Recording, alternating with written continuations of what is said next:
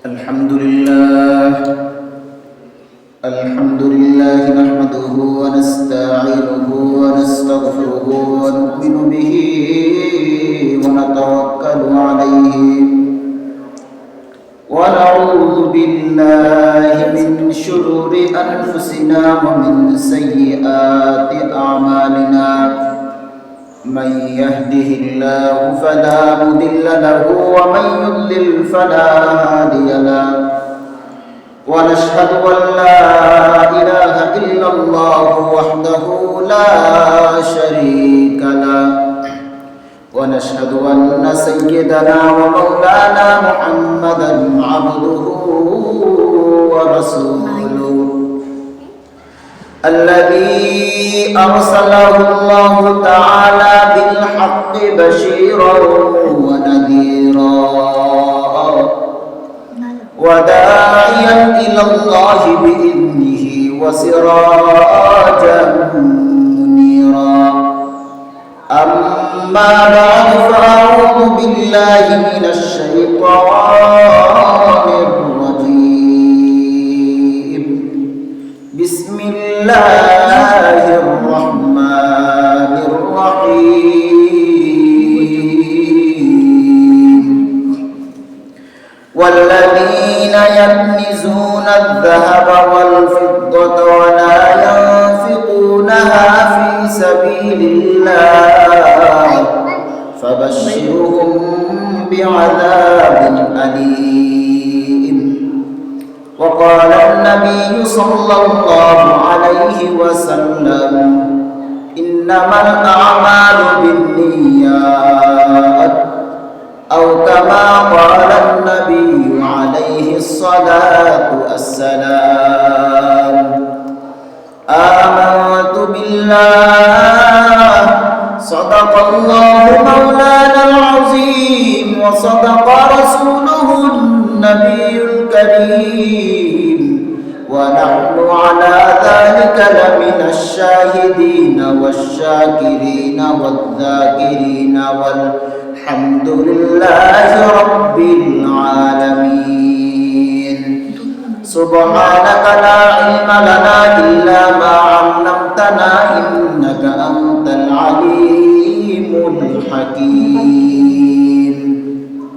اللهم صل على محمد وعلى آل محمد كما صليت على إبراهيم وعلى آل إبراهيم إنك حميد مجيد الحمد لله الله رب العالمين নিকট লাখ কোটি শুকর সুজুদ যিনি আল্লাহ পাক রব্বুল আলামিনের ফিতনা ফাসাদের জামানা সমস্ত ফিতনা থেকে মুক্ত করে আমাকে আপনাকে সর্বপ্রথম আল্লাহর মসজিদে এসে বসার তৌফিক প্রদান করেছেন এর জন্য আল্লাহ পাক রব্বুল ইজ্জতের নিকট শুকরিয়া জ্ঞাপন করি আলহামদুলিল্লাহ মুহতারাম সামিঈন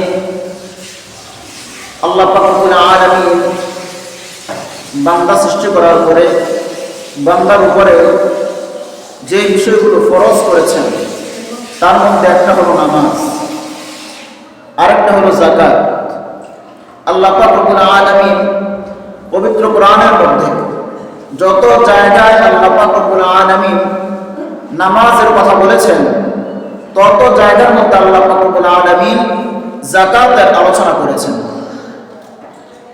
বান্দার শারীরিক ইবাদতের মধ্যে সর্বোত্তম ইবাদত হলো নামাজ আর মানি ইবাদতের মধ্যে সর্বোত্তম ইবাদত হলো যাকাত এই জন্য আল্লাহ পাক রব্বুল আলামিন যত জায়গায় নামাজের আলোচনা করেছেন তত জায়গায় আল্লাহ পাক রব্বুল আলামিন যাকাতের আলোচনা করেছেন আল্লাহ পাক রব্বুল আলামিন বলেন ওয়া আকিমুস সালাতা ওয়া আতুজ যাকাত হে ইমানদার বান্দাগণ তোমরা নামাজ আদায় করো এবং যাকাত দাও তোমরা নামাজ পড়ো এবং যাকাত দাও তেমনি ভাবে যত জায়গায় আল্লাহ পাক রব্বুল আলামিন নামাজের আলোচনা করেছেন সেই জায়গার মধ্যে আল্লাহ পাক রব্বুল আলামিন যাকাতের কথাও বলেছেন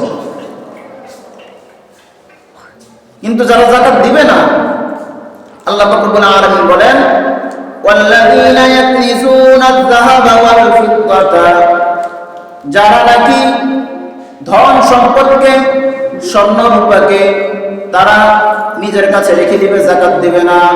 ওয়ালা ইয়ানফিকুনা ফি সাবিলিল্লাহ ওয়ালা ইয়ানফিকুনাহা ফি সাবিলিল্লাহ, যাদের কাছে নাকি ধন সম্পদের স্বর্ণ রূপার অনেক সম্পদ আছে, অনেক ধন সম্পদ আছে, কিন্তু তারা আল্লাহর রাস্তায় খরচ করে না। আল্লাহ পাক রব্বুল আলামিন বলেন, নবী তাদেরকে জানিয়ে দেন, ফাবাশশিরহুম বিআযাবিন আলীম, হে নবী আপনি তাদেরকে যন্ত্রণাদায়ক শাস্তির সুসংবাদ দেন। এই জন্য আল্লাহ পাক রব্বুল আলামিন বান্দার উপর যাকাত ফরজ করেছেন। যাকাতের মাধ্যমে বান্দা তার সম্পদকে সমস্ত খারাপি থেকে তার সম্পদকে পবিত্র করে যাকাতের মাধ্যমে। এই জন্য আল্লাহ রব্বুল আলামিন এক আয়াতের মধ্যে বলেন, নবী খুয মিন আমওয়ালিহিম সাদাকা, আপনি আপনার উম্মতদের থেকে সদকা গ্রহণ করেন, যাতে এই সদকার মাধ্যমে আপনার উম্মতের ধন সম্পদ পবিত্র হয়ে যায়, আপনার উম্মত পবিত্র হয়ে যায়। এই জন্য তাদের থেকে ধন সম্পদ আপনি গ্রহণ করেন। আল্লাহ রাসূল সাল্লাল্লাহু আলাইহি ওয়াসাল্লামের সাহাবী সিদ্দিক আকবর আবু বকর সিদ্দিক রাদিয়াল্লাহু তাআলা, যার সম্পর্কে আল্লাহ রাসূল সাল্লাল্লাহু আলাইহি ওয়াসাল্লাম বলেছেন, আরহামু উম্মতি বিউম্মতি আবু বকর, রাসূল বলেন আমার উম্মতের মধ্যে সবচেয়ে দয়ালু, সবচেয়ে দয়াবান হলো সিদ্দিক আকবর আবু বকর সিদ্দিক রাদিয়াল্লাহু তাআলা আনহু। ওই দয়ালু সাহাবী যখন নাকি রাসূল ইন্তেকালের পরে কিছু মানুষ যাকাত দিতে অস্বীকার করলো, আবু বকর সিদ্দিক রাদিয়াল্লাহু তাআলা আনহু বলেন, যারা নাকি যাকাত দিতে অস্বীকার করবে, আমি আবু বকর তাদের সাথে যুদ্ধ করব। কেন?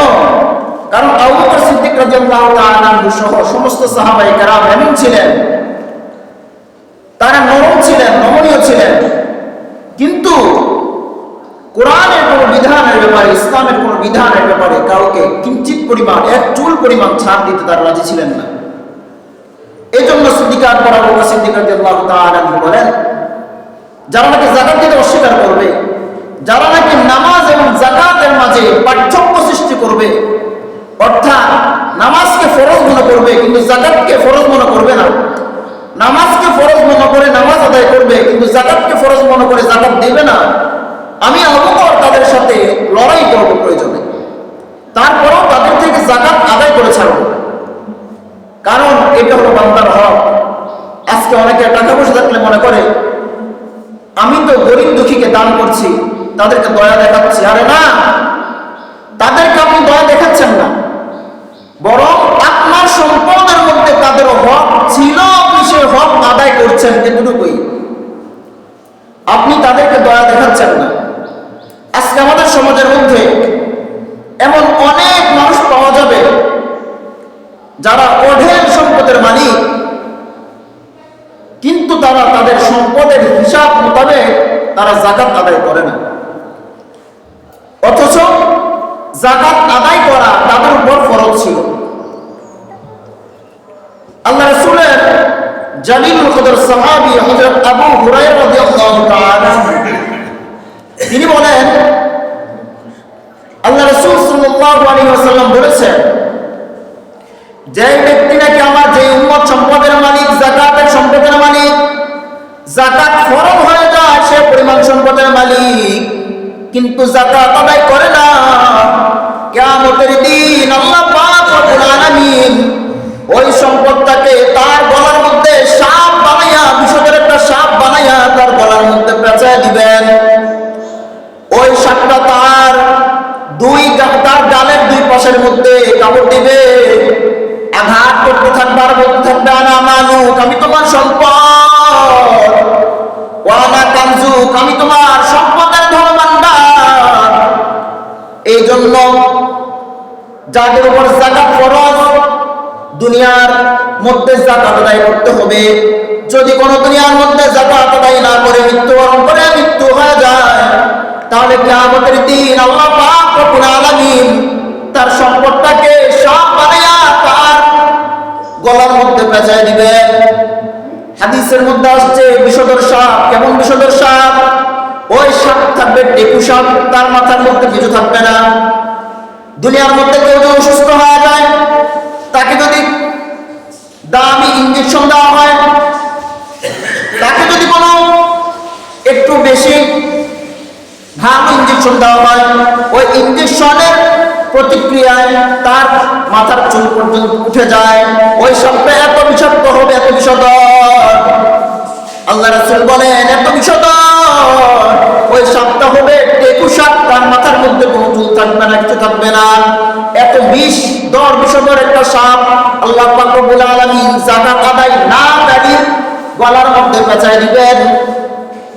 আর ওই সাপটা ওই যাকাত আদায় না করে গালের দুই পাশের মধ্যে ঠোকর দিতে থাকবে, আর বলতে থাকবে আনা মালুক আনা কানজু, আমি তোমার ধন, আমি তোমার সম্পদ, আমি তোমার ধনভাণ্ডার।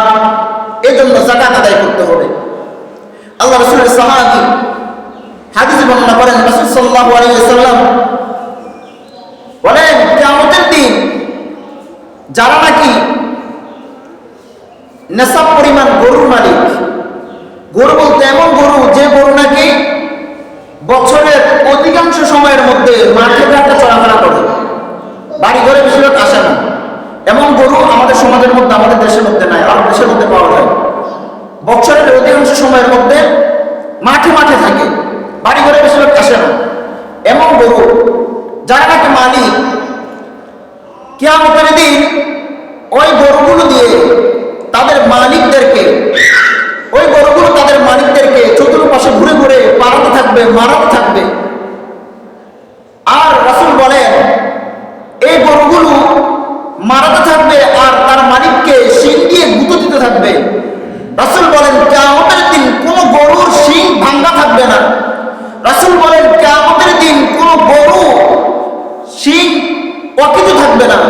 রাসূল বলেন প্রত্যেকটা গরু তার মালিককে ঘুরে ঘুরে মারাবে, কোনো গরু বাদ যাবে না, একটা গরু অনুপস্থিত থাকবে না। কেন? কারণ সে তার সম্পদের যাকাত আদায় করে না, এই জন্য। অতএব বোঝা যায় যাকাত যার উপর ফরজ, সে যদি যাকাত আদায় না করে তাহলে তার শাস্তি তাকে ভোগ করতে হবে কিয়ামতের দিন। আল্লাহ পাক রব্বুল আলামিন বলেন والمقيمين الصلاة والمؤتون الزكاة, যারা নাকি নামাজ আদায় করে এবং যাকাত আদায় করে, আল্লাহ রাসূল আল্লাহ পাক রব্বুল আলামিন বলেন والمؤمنون بالله واليوم الآخر, যারা নাকি কিয়ামতের দিনের উপর আল্লাহর উপর ঈমান রাখে, আল্লাহ পাক রব্বুল আলামিন তাদেরকে অচিরে এত পরিমাণ যাজা দান করবেন, এত পরিমাণ প্রতিদান দান করবেন যে তারা খুশি হয়ে যাবে যারা যাকাত আদায় করবে। এই জন্য আমাদের উচিত নিজের সম্পদের গণে গণে নিজের সম্পদের যাকাত আদায় করা। আমাদের সমাজের মধ্যে এই জিনিসগুলো খুব কম পাওয়া যায়। একজনের সম্পদের যাকাত আসে 50 লাখ টাকা, কিন্তু সে লোক দেখানোর জন্য তার সম্পদের যাকাত দেয় 1 লক্ষ টাকা। কেন? কারণ মানুষ তাকে যাকাত আদায়কারী বলবে, এই জন্য সে তার লোক দেখানোর জন্য যা না হলেই না, এই জন্য সে 1 লক্ষ টাকা যাকাত আদায় করে। অথচ তার সম্পদের যাকাত আসছিল 50 লক্ষ টাকা। একজনের সম্পদের যাকাত আসছে 1 লক্ষ টাকা, সে লোক দেখানোর জন্য মানুষকে সম্পদের যাকাত দেয় 50,000 টাকা। আজকে আমাদের সমাজের মধ্যে যাকাতের শাড়ি বের হয়েছে, যাকাতের লুঙ্গি বের হয়েছে, বিশেষ করে রমজানের মধ্যে তারা এগুলা ক্রয় করে গরিব দুঃখী মানুষকে যাকাত আদায়ের নাম করে যাকাতের লুঙ্গি, যাকাতের শাড়ি দিয়ে গরিব দুঃখী মানুষকে বুঝ দেয়। যত আল্লাহ পাক রব্বুল আলামিন ওই আমলকে কবুল করেন যে আমলের মধ্যে লৌকিকতার কোনো বিষয় থাকে না, যে আমলের মধ্যে লোক দেখানোর কোনো বিষয় থাকে না, ওই আমলকে আল্লাহ পাক রব্বুল আলামিন কবুল করেন।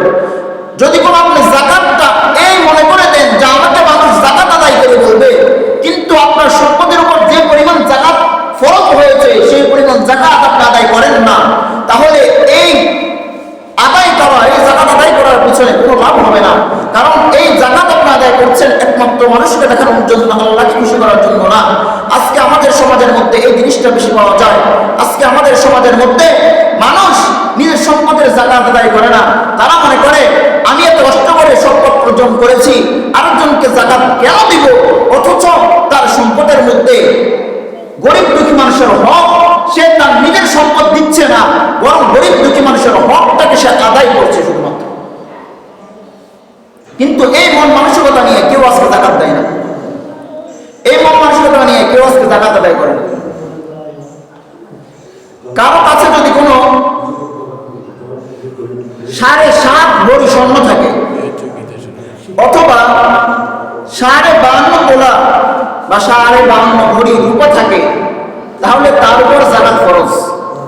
অথবা তার কাছে কিছু স্বর্ণ আছে, কিছু টাকা আছে, তার কাছে কিছু রূপা আছে, কিছু টাকা আছে, সবগুলো মিলালে 52.5 তোলা 52.5 ভরি রূপার দামের সমপরিমাণ টাকা হয়ে যায়, তাহলে তার উপর যাকাত ফরজ, সে যাকাত দিতে হবে। এই জন্য প্রতি ভরি রূপার দাম হিসাব করে 52.5 ভরি রূপার দাম কত আসে সে হিসাব করে প্রত্যেকে যাকাত আদায় করতে হবে। আজকে আমাদের সমাজের মধ্যে আমাদের মা বোনদের কাছে অনেক স্বর্ণ আছে, অনেক রূপা আছে, যেগুলোর যাকাত আদায় করা হয় না, মনে করে না যে এই সম্পদের যাকাত দিতে হবে। টাকা মানুষের আসবাবপত্র যদি কোনো ব্যবহারিক হয়, ব্যবহারিক জিনিসপত্র হয়, তাহলে সেগুলোর উপর যাকাত আসে না। কিন্তু স্বর্ণরূপা এমন একটা জিনিস, এমন একটা ধাতু, স্বর্ণরূপা যদি মানুষ ব্যবহার করে তারপরেও স্বর্ণরূপা যাকাত দিতে হবে। আজকে আমাদের মা বোনদের এমন অনেক ধনী পরিবারের মধ্যে এমন অনেক মা বোন পাওয়া যাবে যাদের ধন সম্পদ, তাদের স্বর্ণ 7.5 ভরির থেকে বেশি হয়ে গেছে, যাদের রূপা 52 ভরির থেকেও বেশি হয়ে গেছে, অথবা রূপা স্বর্ণ মিলে এলে, অথবা রূপার সাথে টাকা মিলে এলে, স্বর্ণের সাথে টাকা মিলে এলে 52.5 ভরি স্বর্ণের 52.5 ভরি রূপার যে দাম, সেই পরিমাণ টাকা চলে আসে, এতটুকু অর্থ তাদের কাছে থাকে, কিন্তু তারা যাকাত দেয় না। আল্লাহ রাসূল সাল্লাল্লাহু আলাইহি ওয়াসাল্লামের হাদিস আছে, রাসূল সাল্লাল্লাহু আলাইহি ওয়াসাল্লাম এমন নারীদের কাছ থেকেও যাকাত উসুল করেছেন যাদের কাছে টাকা ছিল না, কিন্তু 7.5 তোলা 7.5 ভরি তাদের কাছে স্বর্ণ ছিল, অথবা 52 ভরি রূপা ছিল, অথবা উভয়টা মিলে 52 ভরি রূপা অথবা তার সমপরিমাণ টাকা দিনার দিরহাম ছিল, তাদের থেকেও আল্লাহ রাসূল সাল্লাল্লাহু আলাইহি ওয়াসাল্লাম যাকাত আদায় করেছেন, যাকাত নিয়েছেন। এজন্য আমাদের এই ব্যাপারে খুব সচেতন হতে হবে। আজকে আমাদের সমাজের মধ্যে পুরুষরা তাদের ধন সম্পদ হিসাব করে, তাদের স্বর্ণ গয়না অথবা রূপা হিসাব করে টাকা আদায় করে থাকে, যাকাত আদায় করে থাকে, কিন্তু আমাদের মা বোনরা যে সম্পদ, যে স্বর্ণ ব্যবহার করে, ওই সম্পদের হিসাব আদৌ করে না। অথচ আমাদের মা বোনরা যে স্বর্ণ ব্যবহার করে, যে রূপা ব্যবহার করে, ওইগুলোও হিসাব করতে হবে, হিসাবের মধ্যে আনতে হবে। যাকাত আদায় হয় কিনা? যাকাত একজন মানুষের কাছে যদি কোনো যাকাত ফরজ হয়, এই পরিমাণ সম্পদ 1 বছর অতিক্রম করে ওই সম্পদের উপরে। ধরেন একজন মানুষের কাছে রমজান মাসের মধ্যে যাকাত ফরজ হয় এই পরিমাণ সম্পদ ছিল, এখন তার কাছে যদি ধরেন কথার কথা বর্তমান যদি কোনো 4,000 4,500 রূপার ভরি ধরি, তাহলে ধরেন 2,30,000 বাইরে সেদিক।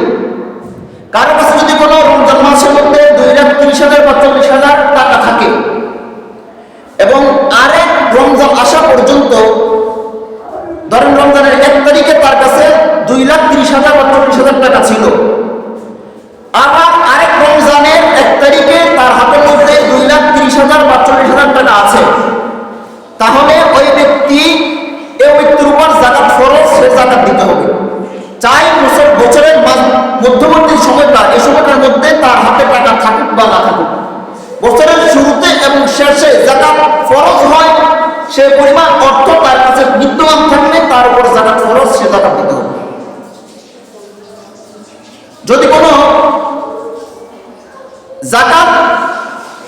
বছরের শেষের মধ্যে একজনে ধরেন শাওয়াল মাসের মধ্যে যাকাত ফরজ হয় আরবি মাস অনুযায়ী, কারণ ইসলামের মধ্যে আরবি মাস ধর্তব্য, বাংলা মাস অথবা ইংরেজি মাসের কোনো ভ্যালু ইসলামের মধ্যে নেই। এই জন্য যাকাত ধরেন শাওয়াল মাসের মধ্যে, রমজানের আগের মাসের মধ্যে তার কাছে 2,30,000 টাকা ছিল, আবার আরেক শাওয়াল মাসের মধ্যে তার কাছে 2,30,000 টাকা বিদ্যমান আছে, তার উপর যাকাত ফরজ। কিন্তু আমাদের সমাজের মধ্যে দেখা যায় রমজান মাসের মধ্যে যাকাতটা বেশি আদায় করে, কারণ যেহেতু সবের মাস, এখন সবটা একটু বেশি পাওয়ার জন্য রমজান মাসের মধ্যে আদায় করে। কেউ যদি রমজানের আগেও তার সম্পদের উপর 1 বছর অতিবাহিত হয়ে যায়, তাহলে সে ইচ্ছে করলে রমজানের আগেও যাকাত আদায় করতে পারবে। যাকাতের মধ্যে স্বর্ণ, রূপা, ব্যবসায়িক জিনিসপত্র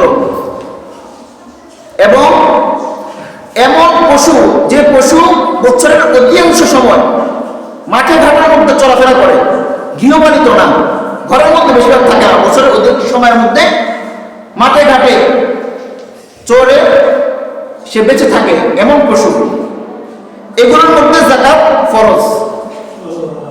কিন্তু রমজানের মধ্যে আরেকটা জিনিস আছে যেটা নাকি সদকায়ে ফিতির। সদকায়ে ফিতির যাকাতের, যে ব্যক্তি যাকাতের নেসাবের মালিক, ওই ব্যক্তির কাছে চাই তারপর যাকাতের উপর, যাকাতের সম্পদের উপর 1 বছর অতিবাহিত হতে হবে। কিন্তু সদকাতুল ফিতরের উপর 1 বছর অতিবাহিত হতে হয় না। এর দ্বারা বোঝা যায় যে ব্যক্তি যাকাতের নেসাবের মালিক না, কিন্তু সে সদকাতুল ফিতরের নেসাবের মালিক হতে পারে।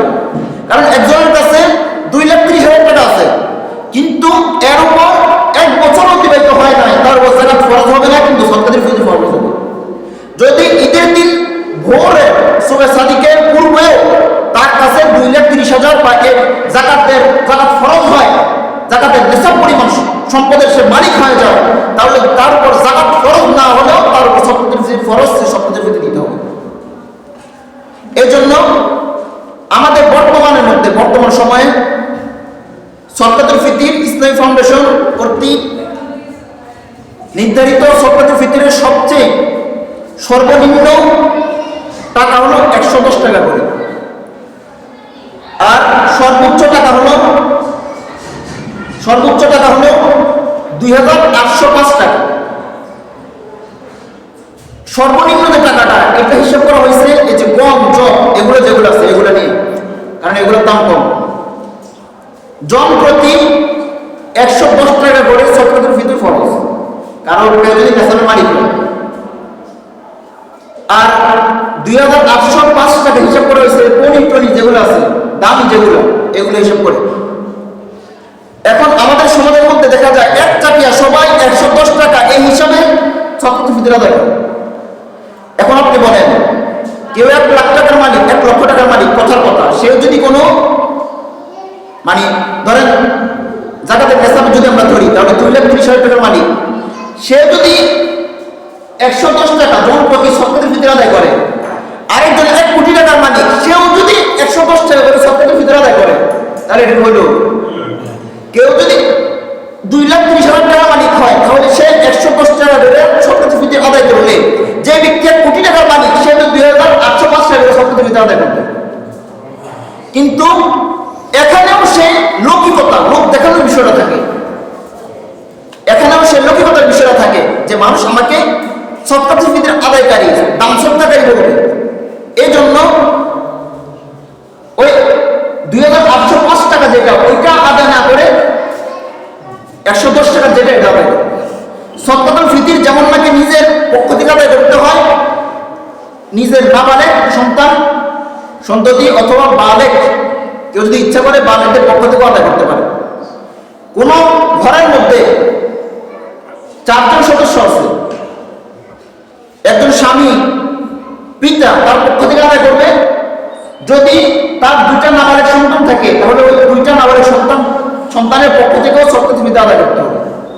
তার মানে যদি 3 জন থাকে সদকাতুল ফিতর আদায় করার মতো, তাহলে জন প্রতি 110 টাকা করে হলে 3 জনে 330 টাকা আদায় করতে হবে। আর যদি কোনো 2805 টাকা ধরে, তাহলে জনপ্রতি যদি 2805 টাকা হয়, তাহলে 3 দিয়ে 2805 কে গুণ দিয়ে যত টাকা হয় ওই টাকা পরিমাণ সমপরিমাণ সদকাতুল ফিতর আদায় করতে হবে। আমাদের ইসলামের মধ্যে আজকে আমাদের সমাজের মধ্যে, দেশের মধ্যে যত সম্পদের মালিক যত জনে, সবাই যদি ঠিক পরিমাণ তার সম্পদের যাকাত আদায় করতো, সদকাতুল ফিতর আদায় করতো, তাহলে আমাদের দেশের মধ্যে গরিবের সংখ্যা, আমাদের দেশের মধ্যে অসহায়তার সংখ্যা অনেক কমে যেত। ইসলাম ধর্ম মানুষকে, মুসলমানদেরকে এমন কিছু দিয়েছে যে ইসলাম ধর্মের যদি কেউ অনুসরণ করে তাহলে সমাজের মধ্যে গরিব দুঃখী কমে যাবে, গরিব দুঃখী থাকবে না।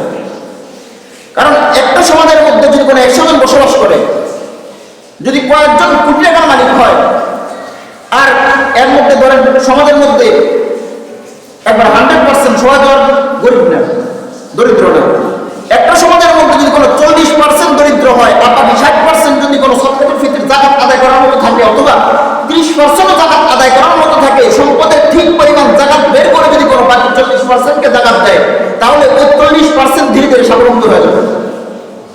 ইসলাম ধর্ম মানুষকে শিখায়, ইসলাম ধর্ম মানুষকে জানায়, যারা কম সম্পদের মালিক, অসহায় যারা আছে তাদেরকে যাকাত দাও, তারা তোমার সম্পদের মধ্যে যাকাতের হক রাখে, তোমার সম্পদের মধ্যে তাদের হকটা তাদেরকে আদায় করে দাও, তারা আস্তে আস্তে স্বাবলম্বী হয়ে যাবে, তারা দরিদ্র থাকবে না, সমাজের মধ্য থেকে অসহায়তা উঠে যাবে। এটা হলো ইসলামের শিক্ষা। কিন্তু দুনিয়ার গণতন্ত্র বলেন অথবা দুনিয়ার যে নীতি আছে, এটা যদি বলেন, এটা মানুষকে শিখায় যত দুর্নীতি করে, যত অন্যের টাকা মেরে খেয়ে যত পারো নিজের সংখ্যা বাড়াও, নিজের টাকা কামাও, নিজের সম্পত্তি বাড়াও, অসহায় সে অসহায় হবে আর ধনী সে ধনী হবে। আপনি দেখেন সমাজের মধ্যে যে ধনী সে ধনী হচ্ছে, যে 1 লক্ষ টাকার মালিক পরের বছর সে 2 লক্ষ টাকার মালিক হচ্ছে, বর্তমানে যে 3 লক্ষ টাকার মালিক পরের বছর সে 6 লক্ষ টাকার মালিক হচ্ছে, আর সমাজের মধ্যে যারা দরিদ্র সে দরিদ্রই থেকে যাচ্ছে। কেন? কারণ ওই যে 3 লক্ষ টাকার মালিক সে তার সম্পদের যাকাত আদায় করছে না, ইসলাম ধর্ম মেনে চলছে না। যে 6 লক্ষ টাকার মালিক সে তার ধন সম্পদের যাকাত আদায় করছে না, ফিতরা দিচ্ছে না। যে 12 লক্ষ টাকার মালিক, কোটি টাকার মালিক, সে যদি চিন্তা করে আমি আমার এই পরিবার, আমার সমাজের মধ্যে এই পরিবারগুলোকে নিয়ে আমি কাজ করব, আমার 1 কোটি টাকার মধ্যে যে যাকাত আসছে এই যাকাতের টাকাগুলো আমি আমার এই পরিবারগুলোকে দিব। যদি কোনো 2 বছর অথবা 1 বছরের মধ্যে 1 কোটি টাকার যাকাত সে পরিবারগুলোকে দেয়, এই পরিবারগুলো স্বাবলম্বী হয়ে যাবে, সামনের বছর থেকে ওই পরিবারগুলো যাকাত খেতে হবে না। ইসলাম ধর্ম মানুষকে এটা শেখায়। আজকে আমাদের সমাজের মধ্যে এমন অনেক আছে, কিছু মানুষ আছে ভিক্ষা করে তাদের পেশা, যাকাত খাইতে হয় না, দরিদ্র না, যাকাত খাওয়ার উপযুক্ত না, তারপরেও রমজানের মধ্যে অন্যের কাছে গিয়ে হাত পাইতে রাখে। কত বড় নির্লজ্জ বেহায়া বেশরম হলে আল্লাহ রাসূল তো বলেন, আল ইয়াদুল উলিয়া খায়রুম মিন ইয়াদিস সুফলা। রাসূল বলেন উপরের হাত নিচের হাত থেকে উত্তম। রাসূল সাল্লাল্লাহু আলাইহি ওয়াসাল্লাম, আমরা জানি আল্লাহ রাসূল সাল্লাল্লাহু আলাইহি ওয়াসাল্লাম অনেক সময় খাইতে পারবেন। আল্লাহ রাসূল সাল্লাল্লাহু আলাইহি ওয়াসাল্লামের চুলের মধ্যে আগুন জ্বলতো না অনেক সময়, কিন্তু তাই বলে রাসূল গরিব ছিলেন। এই যে যুদ্ধ হইতো, যুদ্ধের মধ্যে গনিমতের মাল পাইতো, এগুলো কোথায় গেছে? আল্লাহ রাসূল যদি যুদ্ধের মধ্যে যে গনিমতের সম্পদের গনিমত পাইতো এবং আল্লাহ রাসূল সাল্লাল্লাহু আলাইহি ওয়াসাল্লামের জন্য যা বরাদ্দ ছিল এগুলো যদি রাসূল ঠিকমতো রাখতো তাহলে ওই সময়ের মধ্যে সবচেয়ে বড় লোক রাসূল হইতো। কিন্তু আল্লাহ রাসূল সাল্লাল্লাহু আলাইহি ওয়াসাল্লামের কাছে যা আসতো রাসূল নিজের জন্য কিছু রেখে সেগুলো আর বাকিগুলো অসহায়দের মধ্যে বিলিয়ে দিতেন। আমাদের আয়েশা সিদ্দিকা রাদিয়াল্লাহু তাআলা আনহার কাছে একজন মহিলা আসছে, তার সাথে 2টা বাচ্চা। আয়েশা বলতেছেন, কিছু খাবারের কিছু থাকলে আমাদেরকে দেন। আম্মা জান আয়েশা সিদ্দিকা রাদিয়াল্লাহু তাআলা আনহার কাছে কিছু খেজুর ছিলেন। আম্মা জান আয়েশা সিদ্দিকা রাদিয়াল্লাহু তাআলা আনহা নিজের জন্য যা কিছু রাখছিলেন এগুলো ওই অসহায় মহিলাকে দিয়ে দিয়েছেন। এটা আম্মা জানদের আল্লাহ রাসূল সাল্লাল্লাহু আলাইহি ওয়াসাল্লাম যে অভ্যাস ছিলেন, তেমনি ভাবে রাসূলের সহধর্মিণী আমাদের আম্মা জানদের অভ্যাস এটা ছিলেন। আল্লাহ রাসূল সাল্লাল্লাহু আলাইহি ওয়াসাল্লাম 1 বছর আমাদের আম্মা জানদেরকে পুরো বছরে একজন স্ত্রী তো তার স্বামীর কাছে নিজে চলার জন্য ভরণ পোষণের জন্য সবকিছু পায়। আল্লাহ রাসূল সাল্লাল্লাহু আলাইহি ওয়াসাল্লাম 1 বছর আম্মা জানদের ভরণ পোষণের পুরো 1 বছরের খরচ একসাথে দিয়ে দিয়েছেন।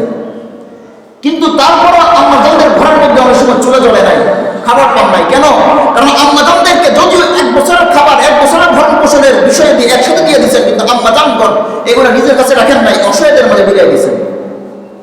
এর দ্বারা বোঝা যায় মানুষকে দান করা, সদকা করা, যে ব্যক্তি সদকা খাওয়ার উপযুক্ত না, শরীয়তের মাসালা হলো যদি কোনো আপনি এমন কাউকে দান করেন যে ব্যক্তি সদকা খাওয়ার উপযুক্ত না, কিন্তু আপনি জানেন না যে সে সদকা খাওয়ার উপযুক্ত না, আপনার ধারণা হলো, আপনার জানা হলো এই ব্যক্তি সদকা খাওয়ার উপযুক্ত, আপনি তাকে দিলে আপনার যাকাত আদায় হয়ে যাবে, সদকা সহি হবে।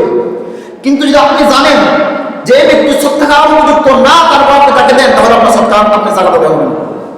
কারণ আপনি যাকাত একটা খাত আছে, প্রত্যেক জিনিসের ব্যয় করার একটা জায়গা আছে। আপনি এমন কাউকে দিয়েছেন, এমন একজনকে দিয়েছেন যে যাকাত খাওয়ার উপযুক্ত না, তাকে দিয়ে আপনি যাকাতটাকে ব্যয় করেছেন, আপনি যাকাতটাকে অপচয় করেছেন। যদি আপনি জানেন তাহলে যাকাত আদায় করবেন।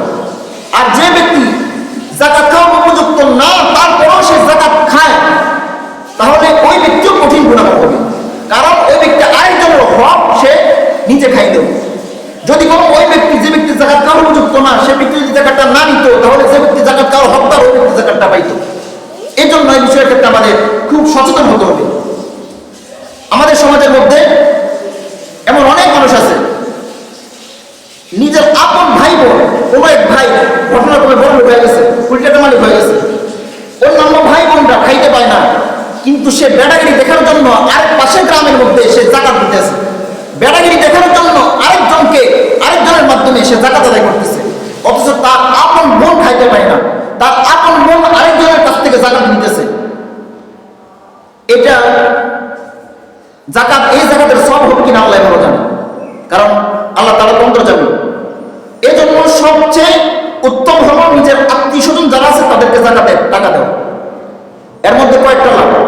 একটা হলো আপনি যাকাত আদায় করলেন, যাকাতের আদায়ের সওয়াব পালেন, পেয়ে গেলেন।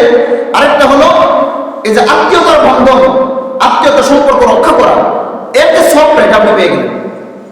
এই জন্য ইসলামের মধ্যে ইসলাম সবচেয়ে সুন্দর এবং ইসলাম আল্লাহ তাআলার কাছে সবচেয়ে মনোনীত। আল্লাহ রাব্বুল আলামিন বলেছেন, ইন্নাদ দীনা ইনদাল্লাহিল ইসলাম। আল্লাহ রাব্বুল আলামিনের কাছে সবচেয়ে মনোনীত ধর্ম হলো ইসলাম। কেন? এই জন্য, কারণ ইসলাম অনুযায়ী কেউ যদি চলে, তাহলে ধীরে ধীরে সমাজের মধ্যে দারিদ্রতা কমে আসবে, সবাই স্বাবলম্বী হয়ে যাবে। আল্লাহ রাব্বুল আলামিন সমস্ত ত্রুটি থেকে আল্লাহ রাব্বুল আলামিন মুক্ত। ইসলামও সমস্ত ত্রুটি থেকে মুক্ত। এই জন্য আল্লাহ ওয়ালা বলেন, লা ইলাহা ইল্লাল্লাহ মে নুকতা নেহি, লা ইলাহা ইল্লাল্লাহ মে নুকতা নেহি। দেখিয়ে আল্লাহ ওয়ালা বলেন যে লা ইলাহা ইল্লাল্লাহ, এর মধ্যে কোনো নুকতা নাই। লা ইলাহা লিখতে কোনো নুকতা আছে? বায়ের মধ্যে যেমন নুকতা আছে, লা ইলাহার মধ্যে নুকতা আছে? কোনো নুকতা নাই।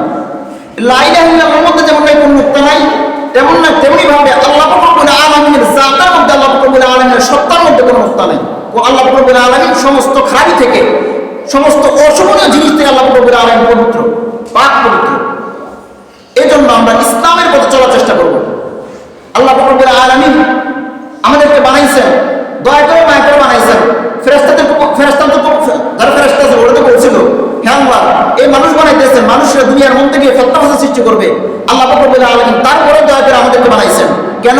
আমরা যেন ইসলামের মতে, আল্লাহ রাব্বুল আলামিনের দেখানো পথে, রাসূল সাল্লাল্লাহু আলাইহি ওয়াসাল্লামের দেখানো পথে চলতে পারি। এর জন্য আমাদেরকে সৃষ্টি করেছেন। যদি আমরা চলতে পারি তাহলে পরকালে আমরা জান্নাত পাবো, যদি চলতে না পারি তাহলে জাহান্নাম। অতএব দুনিয়ার মধ্যে থেকে আমরা সকলে রাসূলের সুন্নাহ মোতাবেক, কোরআন হাদিসের দেখানো পথে, বাতলানো পথে চলে যাকাত ঠিকমতো আদায় করে, কোরআন হাদিসের সুন্নাহ মোতাবেক, রাসূলের সুন্নাহ মোতাবেক নিজের জীবন অতিবাহিত করে জান্নাতের পথের প্রতীক হওয়ার চেষ্টা করি। আল্লাহ রাব্বুল আলামিন আমাদেরকে তৌফিক দান করুন। যারা সুন্নাত করেন নাই সুন্নাত করেন।